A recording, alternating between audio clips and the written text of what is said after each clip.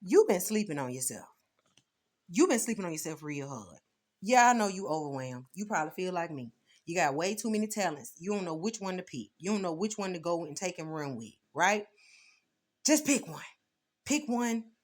Whichever one make your heart sing. Whichever one you know you're being divinely led to. Pick that one thing and run with it. Stay committed to it. Commit to it. Make it fun. Make it, different than what everybody else is doing. I don't care because it's 20,000 people doing that thing. Your one video, your one project, your one piece of jewelry, your one hairstyle, whatever it is that you're good at doing will reach your tribe, will reach your people, right? Don't compare yourself to nobody else. Don't compare your growth, your progress, your none of that to nobody else's race, right? I was listening to Tabitha Brown the other day when she planted her squash and her tomatoes right next to each other, right?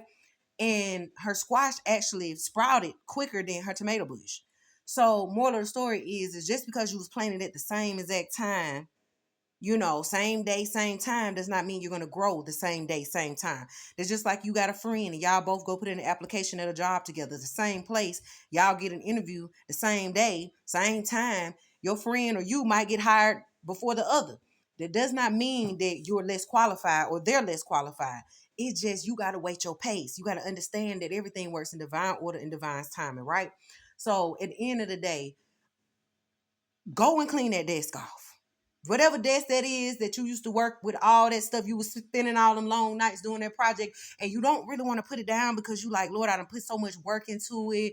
But at the same time, I'm not really passionate about it at this moment.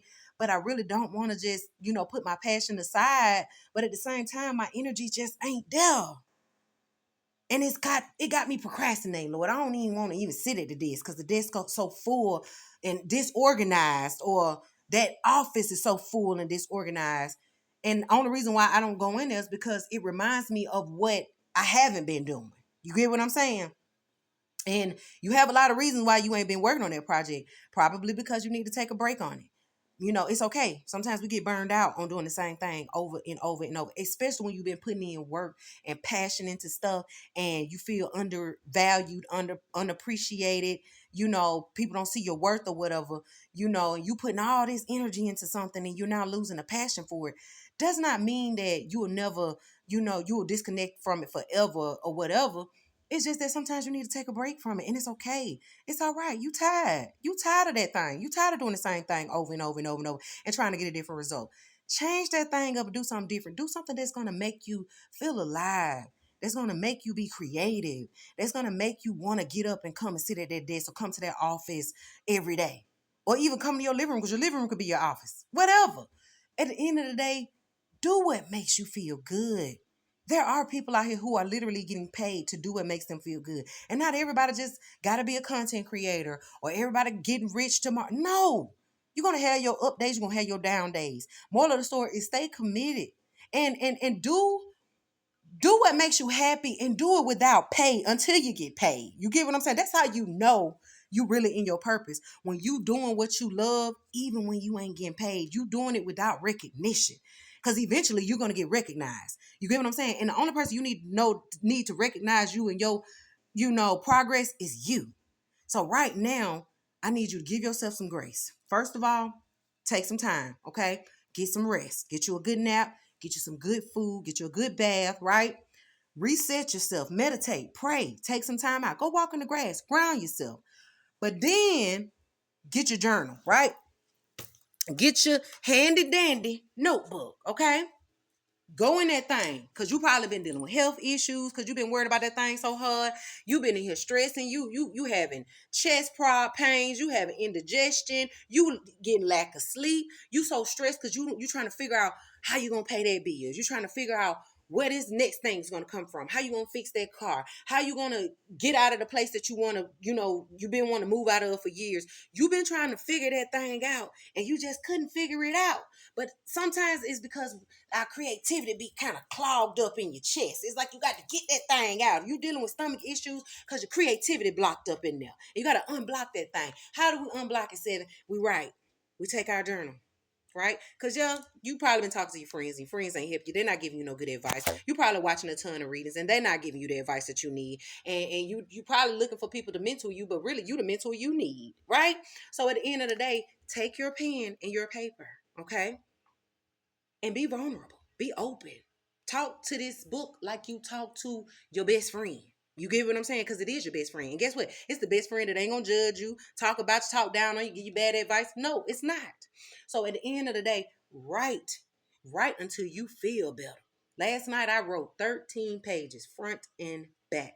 And I did not stop until I released every ounce of energy that's been inside of me that's just been blocking me and hurting me and stopping me and all of that. When I tell y'all, but before I could even get done, I was crying some tears of joy. I went to sleep last night listening to the gospel song, There's a Leak in This Old Building, and my soul has got to move. And baby, when I tell you I woke up this morning, I got up, I meditated, I showered, I prayed, and here I am talking to you. It just dawned on me. The reason why I've been procrastinating is because I'm not doing what truly makes me happy. And helping the masses is what really make me happy. And I want to do something that I could reach a lot of people at one time. Not just that one thing that I was doing. I'm hella talented, got many skills. And days I sit in this house and I'm like, God, you blessed me with all of this. And I still don't know what to do with it. I still don't know which one you want me to go with. But God says, pick one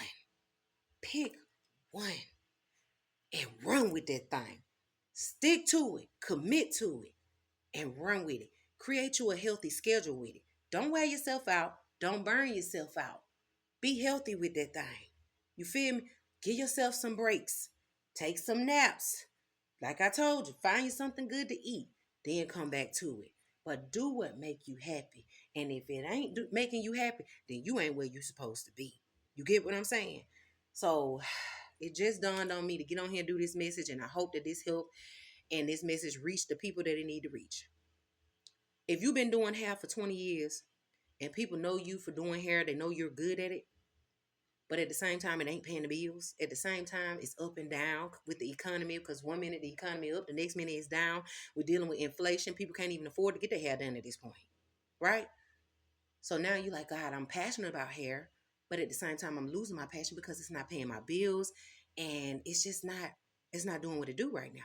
It's okay to put the comb and brush down for a second. Trust me, I know. I was doing hair since I was 12 years old. But guess what? I still do hair from time to time when somebody need a good braid up.